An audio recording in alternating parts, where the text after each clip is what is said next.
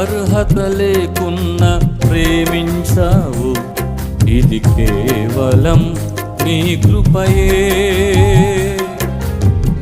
యోగ్యత లేకున్నా హెచ్చించావు, ఇది కేవలం నీ కృపయే. అర్హత లేకున్నా ప్రేమించావు, ఇది కేవలం నీ కృపయే. యోగ్యత లేకున్నా హెచ్చించావు, ఇది కేవలం నీ కృపయే. కృపయే కృపయే